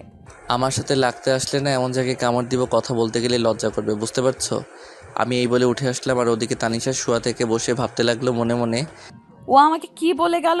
তার মানে আমার ঠোঁটে কামড় দিবে, আর আমি কারোর সাথে কথা বলতে গেলেই লজ্জা করবে। দাঁড়াও না জামাই, জামাই আমার, আজকেই তোমাকে দিব, কোনো চিন্তা করো না। এর আগে আমি ফ্রেশ হয়ে আসি। আমি ফ্রেশ হয়ে এসে দেখি মা আসছে। মা আমাকে একটা নতুন শাড়ি দিল। আমি শাড়ি পরতে পারি না। তার উপর মা বুঝতে পেরে উনি নিজেই আমাকে পরিয়ে দিলেন। তারপর মার সাথে গেলাম। এদিকে আমি নাস্তা করতে লাগলাম আর তখন পিছন থেকে এসে মামা বলল আর আমাকে বলতে লাগলো, নীল, তোর দুলাভাই তোর জন্য একটা জবের ব্যবস্থা করেছে। এখন ইন্টারভিউ দিতে যাবি আর ওরা তোকে তোর যোগ্যতা অনুযায়ী চাকরি দেবে। খেয়ে রেডি হয়ে যা। ঠিক আছে যাব, আর পড়াশোনাটা কমপ্লিট করব। কারণ কি জানো, এখন আমার বউ আছে, তাই ওর খরচটা তো আমার বহন করতে হবে। শোন, তোকে একটা কথা বলি, যদিও কথাটা একটু তোর খারাপ লাগবে, তবুও বলছি শোন। যদি চাকরি না করিস, পড়াশোনা করিস, তাহলে আজ না হয় কাল তোকে পরিবারের কথা শুনতেই হবে। তাই চাকরিও করবি, পড়াশোনাও করবি। প্রিয় মানুষ পাশে থাকলে সব কিছুই হবে, বুঝতে পারলি? হাই মুচকি এসে দিলাম, কারণ কথাগুলো সত্যি। আমি খাবার খেয়ে রুমে আসলাম আর রেডি হতে লাগলাম। আর তখনই তানিশা আসলো আর এসে দেখে আমি রেডি হচ্ছি, আর এসে আমাকে সরিয়ে দিল শক্ত করে। আর তখন নীল তার মাথায় হাত বুলিয়ে দিল আর তখন তানিশা বলতে লাগলো, এখন কোথায় যাচ্ছো? কখন আসবে? আর শোনো না, আসার সময় প্যাড নিয়ে আসবে আর ফুচকা, ঠিক আছে? আচ্ছা ঠিক আছে, আনবো। আর আজকে একটা ইন্টারভিউ দিতে যাব, চাকরি হতে পারে, পরে তাড়াতাড়ি চলে আসবো। আচ্ছা, দুপুরে চলে আসবে, তোমার জন্য অপেক্ষা করব। আর ওষুধ খেয়ে যাও, তোমার মা বলেছে ওষুধগুলো ঠিকমতো খেয়ে যেতে। আমি কপালে চুমু দিলাম আর রেডি নিয়ে বিদায় নিয়ে চলে আসলাম। বাইকে করে মামা ঠিকানা অনুযায়ী গেলাম, সব সার্টিফিকেট নিয়ে আসছি। মামা অফিসে এসে বসে রইলাম, আর একটু পরে একজন পিয়ন এসে বললো আমাকে ডাকছে। আমি বললাম আমি ভিতরে গেলাম আর ইন্টারভিউ দিলাম। একদিন পর জানানো হবে, চাকরি হলে ফোনে মেসেজ যাবে। তারপর আমি বের হয়ে এসে কলেজে গেলাম, গিয়ে স্যারের কাছ থেকে নোটগুলো নিলাম। তারপর তারপর বন্ধুদের সাথে আড্ডা দিলাম কিছুক্ষণ। আর তানিশার জন্য প্যাড নিয়ে আসলাম। বাসায় আসতে দুপুর হয়ে গেছে। আমি রুমে এসে ফ্রেশ হয়ে নিলাম, তারপর খাবার টেবিলে খেলাম। তানিশা খাবার দিল, আমি বললাম মা কই? তানিশা বলল মা খেয়ে রুমে গিয়ে ঘুমিয়ে আছে। তুমি খাবার খেয়ে রুমে যাও, আমি একটু কাজ করে তারপর আসছি, আমি পরে খাবো। এখন কোথাও যাওয়া লাগবে না, গেলে তোরে লাথি দিয়ে কোমর ভেঙে দিব, পরে আবার আমি সেবা করব। তোমার সম্পদ, তুমি যা মন চায় তাই করো, আমার কি? কিছু হলেই বকা দেওয়া শুরু হয়ে যায় তার, শয়তান একটা। হা করো। আমি খাইয়ে দিতে লাগলাম আর খাওয়া দাওয়া শেষ করে আমি রুমে আসলাম। একটু পর তানিশা এসে দরজাটা হালকা বন্ধ করে আমার বুকে এসে শুয়ে পড়লো আর বলতে লাগলো তুমি শুয়ে থাকো, আমি একটু ওয়াশরুম থেকে আসি, আর তোমাকে নিয়ে ঘুমাবো, পেটে খুব ব্যথা করছে, ঘুমালে হয়তো ভালো লাগবে। এই কথাটা বলে তানিশা ওয়াশরুমে চলে গেল। আর নীল বিছানায় শুয়ে আছে। একটু পর তানিশা এসে নীলকে জড়িয়ে ধরে শুয়ে পড়ল, আর নীল ওর পেটে হাত দিল। তানিশা চোখ বন্ধ করে নিল। নীল কপালে চুমু দিল। আর তখন তানিশা বলল, জানো, এই সুখটার জন্য এতদিন অপেক্ষা করেছি আর আল্লাহর কাছে দোয়া করেছি, তুমি ছাড়া আমাকে কেউ বুঝবে না। এখন ঘুমাও, ঘুমালে ভালো লাগবে আর এত কাজ করতে হবে না তোমার, বুঝতে পারছো? বাসায় তো কাজ করে অভ্যাস নাই তোমার। তানিশা আমাকে জড়িয়ে ধরে ঘুমিয়ে গেল, আমিও ঘুমিয়ে গেলাম। মনে নেই, ঘুম থেকে উঠে দেখি বিকাল হয়ে গেছে। তানিশা পাশে নেই, হয়তো উঠে গেছে। আমি উঠে ছাদে আসলাম, এসে দেখি মামির সাথে বসে বসে তানিশা আড্ডা দিচ্ছে। আমিও গিয়ে পাশে বসলাম, আর তখনই ফোনে কল আসলো। দেখি আমার এক বন্ধু কল দিয়েছে। বুঝতে পারলাম আড্ডা দিতে যেতে হবে। আমি ওখান থেকে তানিশাকে বলে বাহিরে আসলাম। এসে বন্ধুদের সাথে আড্ডা দিতে লাগলাম। আড্ডা দিতে সন্ধ্যার পর বাসায় ফিরলাম। আর বাসায় ফিরে একটু হেলান দিয়ে পড়তে লাগলাম। একটু পর তানিশা কফি নিয়ে আসলো আর এসে আমার বুকে আসলো আর বলতে লাগলো কফিটা খেয়ে নাও, ঠান্ডা হয়ে যাবে। ভেবেছিলাম আজকে রাতে আদর পাবো, কিন্তু কপাল হলো না, অপেক্ষা করতে হবে। তাই তো। তা এত আদর পাওয়ার শখ কেন? পরে যদি পুতুল চলে আসে তাহলে সামলাতে পারবে তো তুমি, নাকি আমাকে সামলাতে হবে? আমি পারবো না কেন? আমি মা হওয়ার জন্য এখন সম্পূর্ণ প্রস্তুত, বুঝতে পারছো? এখন একটু আসো, আদরটা করি। এই বলে নীলের ঠোঁট জোড়া দখল করে নিল। তখন নীলও রেসপন্স দিতে লাগলো। এভাবে চলতে থাকলে তাদের ভালোবাসার প্রেমময় মুহূর্ত প্রায় ঘন্টাখানেক পর দুজনে দুজনকে ছেড়ে দিয়ে শুয়ে পড়ল। কিছুক্ষণের মধ্যেই তানিশা হঠাৎ নীলকে বলতে লাগলো, নীল, আমার পেটে প্রচন্ড ব্যথা করছে, তুমি তোমার রুমে গিয়ে খোঁজ করে দেখো তোমার কাছে এঞ্জেল ট্যাবলেট আছে কিনা। মার কাছে না থাকলে তুমি একটু মামির কাছ থেকে খোঁজ করে এসো। তখনই তোমাকে আমি না বলতে চেয়েছিলাম, কিন্তু তুমি এতদিন পর আমার কাছে এসেছো, আমার ভালোবাসা পেতে চাইবে, এটাই তো স্বাভাবিক, তাই না? তাই না করতে পারিনি। আগেই বুঝতে পেরেছিলাম পিরিয়ডের সময় ফিজিক্যাল রিলেশন করলে এরকম হতে পারে। ভালোবাসার মানুষকে কাছে পেয়ে ভালোবাসা পেতে চাইবো না, এমনটা কখনো হতে পারে কি? তোমায় আমি প্রচন্ড ভালোবাসি, আর তোমার ভালোবাসা আমার লাইফের সবচেয়ে বেশি ইম্পর্ট্যান্ট একটা জিনিস। তার জন্য যদি আমাকে একটু কষ্ট করতে হয়, করব, এতে তো আর আমি মরে যাব না। এখন তুমি প্লিজ ওষুধটা নিয়ে আসো। তখন নীল আর কোনো কথা না বলে চুপচাপ মায়ের রুমে চলে যায় আর মাকে ডাকতে ডাকতে ঘুম থেকে তোলে। ও মা, তাড়াতাড়ি একটু ঘুম থেকে ওঠো, তানিশার পেটে ব্যথা করছে, তোমার কাছে অ্যালজিন ট্যাবলেট আছে কিনা জানতে চেয়েছে। 2-1 মিনিট দাঁড়া, আমি দিচ্ছি। তোরা যে কি, আমি কিছুই বুঝতে পারি না। নিজেদের সেফটিটুকু করতে পারিস না। তোরা দুজন দুজনকে কত ভালোবাসিস সেটা তো আমরা সবাই খুব ভালো করেই জানি, কিন্তু পিরিয়ডের সময় মায়ের কথা শুনে নীলের লজ্জায় মাথা কাটা যাওয়ার মতো অবস্থা। কারণ সে ভাবতেই পারছে না বা এই বিষয়টা কিভাবে বুঝতে পারলো। তখন তার মা তাকে দেখে বলল, শোন, এত লজ্জা পাওয়ার কিছুই নেই। এখনকার থেকে মেয়েরা সন্তানের বন্ধুর মতো হয়। আর আমি তো তোদের সময়টা পার করে এসেছি, তাই খুব ভালোভাবেই বুঝতে পেরেছি কি হয়েছে। তুই দাঁড়া, আমি ওষুধ নিয়ে আসছি। কিছুক্ষণ পর তার মা ওষুধ এনে দেয়। সে ঔষধ নিয়ে আর রুমে চলে যায়, আর ঔষধটা তানিশাকে খাইয়ে দেয়। আর সঙ্গে সঙ্গে কিচেনে গিয়ে একটু গরম জল নিয়ে সে তানিশার তলপেটে একটু সেকা দেয়। কিছুক্ষণ পর ব্যথা কিছুটা কমে গেলে তানিশা বলে, পেটে ব্যথা অনেকটা কমে গেছে, তুমি এখন ঘুমিয়ে পড়তে পারো, আমারও খুব ঘুম পাচ্ছে। আমি ঘুমিয়ে যাওয়ার পর যদি আবারও তোমার পেটে ব্যথা ওঠে তখন তুমি কি করবে? আর ব্যথা উঠবে না, এখন তুমি আমাকে জড়িয়ে ধরে ঘুমিয়ে পড়ো তো। বলেই তানিশা নীলকে তার কাছে টেনে নেয় আর জড়িয়ে ধরে ঘুমিয়ে পড়ে। এভাবে কেটে গেল দীর্ঘ 9টা মাস। তানিশা 9 মাসের প্রেগনেন্ট। আজ তানিশার ডেলিভারি উঠেছে। তানিশা বেতায় ছটফট করছে, আর এদিকে নীল তো পাগলের মতো ছুটাছুটি করছে, কি করবে কিছুই বুঝতে পারছে না। তখনই তার মামা তার কাছে আসে আর তাকে বলতে থাকে, এভাবে ছটপট করিস না, একটু শান্ত হয়ে বস। আল্লাহ যা করে ভালোর জন্যই করে। তানিশাকে ওটিতে নেওয়া হয়েছে, কিছুক্ষণের মধ্যেই হয়তো আমরা কোনো একটা সুখবর পাবো। মামা, আমার তানিশার জন্য খুব ভয় করছে। তানিশার যদি কিছু হয়ে যায় তাহলে আমি কি নিয়ে বাঁচবো? তানিশাকে ছাড়া আমি বেঁচে থাকতে পারবো না, আমি একদম মরেই যাব। তখন তার মামা তাকে সান্ত্বনা দিয়ে তাকে আর বুঝাতে থাকে, এখানকার যুগে সিজার একটা সাধারণ অপারেশন। সিজারে এখনো মৃত্যু আশঙ্কা নেই বললেই চলে। আর যে ডাক্তার তানিশার অপারেশন করছে সে এই শহরের বেস্ট একজন ডক্টর। তার প্রত্যেকটা কেস সাকসেসফুল। মামার কথা শুনে নীল কিছুটা শান্ত হয়ে বসে। আর কিছুক্ষণের মধ্যেই ওটি থেকে একটা নার্স বের হয়। আর তখনই নীল দৌড়ে নার্সের কাছে যায় আর নার্সকে জিজ্ঞাসা করে, নার্স, আমার তানিশা কেমন আছে? তানিশার কিছু হয়নি তো? ও ঠিক আছে তো? আরে বাবা, আপনি একটু শান্ত হন। আপনার তানিশা একদম ঠিক আছে, তবে আমাদেরকে মিষ্টি খাওয়াতে হবে। আপনার একটা ফুটফুটে কন্যা সন্তান জন্ম নিয়েছে, একদম আপনার স্ত্রীর মতো। কথাটা বলেই নার্স সেখানে আর এক মুহূর্ত দেরি না করে ভিতরে চলে গেল। এদিকে নীলের চোখ মুখ থেকে আনন্দ যেন উপসে পড়ছে। তারপর সপ্তাহখানেক পর তানিশাকে বাড়িতে নিয়ে আসা হলো। আজ তাদের মেয়ের বয়স প্রায় 2 বছর। তার মেয়ে এখন টুকটাক সব রকমের কথাই বলতে পারে আর সবাইকে ডাকতেও পারে। তানিশা রান্নাঘরে রান্না করছিল। এমন সময় হঠাৎ কোথা থেকে নীল পেছন থেকে তাকে জড়িয়ে ধরে একটু আদর করতে চাইছিল।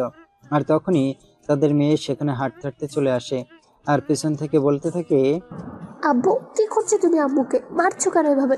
গলা দিলে আমার ব্যথা পাবে তো। মেয়ের গলার আওয়াজ শুনে নীল পিছনে 2 হাত সরে দাঁড়ায় আর লজ্জায় মুচকি মুচকি হাসতে থাকে।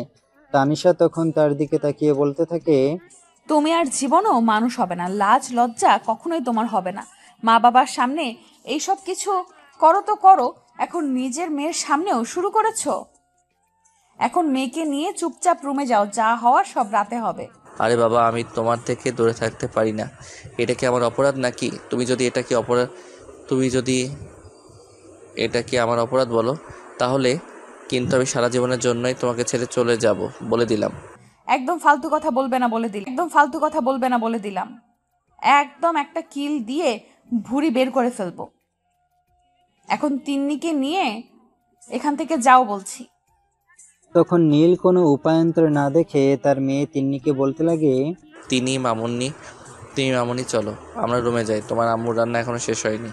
তোমার আম্মুর রান্না শেষ হলে তোমার আব্বু আমাদের দুজনকে খেতে দিবে। না, আমি তোমার সঙ্গে যাব না। তুমি আমার আম্মুকে মারছিলে। আমি এক্ষুনি দাদুমণির কাছে যাব আর দাদুমণিকে সব বলে দেব তুমি আমার আম্মুকে মারছিলে। নীল তখন কোনো রকমে নিজের মেয়ের মুখ বন্ধ করবার জন্য চকলেট আইসক্রিম দিয়ে কেটে পড়ে। এদিকে দেখতে দেখতে রাত হয়ে যায়। তানিশা তার মেয়েকে ঘুম পাড়াচ্ছিল, তখনই নীল কোথা থেকে আসে আর দরজা বন্ধ করে সোজা তানিশার কাছে চলে আসে। আস্তে সাহেব, এখনই এত কাছে আসবেন না, আপনার মেয়ে এখনো ঘুমায়নি, ও ঘুমিয়ে নিক তারপর চলেন। আমি আপনার জন্য ওয়েট করছিলাম। রাতের খাবার খাইনি এখনো, পেটে প্রচন্ড ক্ষুধা লেগেছে, আগে খেতে হবে তারপর অন্য কিছু। তখন নীল আর কিছু না বলে একটু দূরে গিয়ে বসে। তারপর তানিশা তিন্নিকে ঘুম পাড়িয়ে নিয়ে লিখে নিয়ে খেতে চলে যায়। খাওয়া দাওয়া শেষ হলে দুজনেই রুমে চলে আসে আর দরজাটা বন্ধ করে দেয়। নীল তখন তানিশাকে নিয়ে বিছানায় চলে যায় আর তানিশাকে আদর করতে শুরু করে। এই এত আদর করতে এসো না, তাহলে কিন্তু আবার মা হয়ে যাব, তখন কিন্তু আমি দুটো বাচ্চা সামলাতে পারবো না। দুটো বাচ্চা তোমাকে সামলাতে হবে কেন? তোমার মা আর আমার মা দুজনে কি করতে আছে? আমরা আরও দুটো বাচ্চা নেব, আর তারপর দুটো বাচ্চা থেকে একটা তোমার মাকে আর একটা আমার মাকে লালন পালন করতে দিয়ে দেব। না বাবা, আমরা ক্রিকেট টিম করব, পুরো 11টা বাচ্চা নেব। এখন চুপচাপ যেটা করছিলে সেটাই করো। তখন নীল আর কোনো কথা না বলে তানিশার ঠোঁটে আলতো করে চুমু খেতে থাকে। আর এভাবেই দুজন ভালোবাসার মহাসমুদ্রে হারিয়ে যেতে শুরু করে। এভাবেই চলছিল তাদের ভালোবাসার দুষ্টু মিষ্টি রোমান্টিক গল্পটা। সমাপ্ত।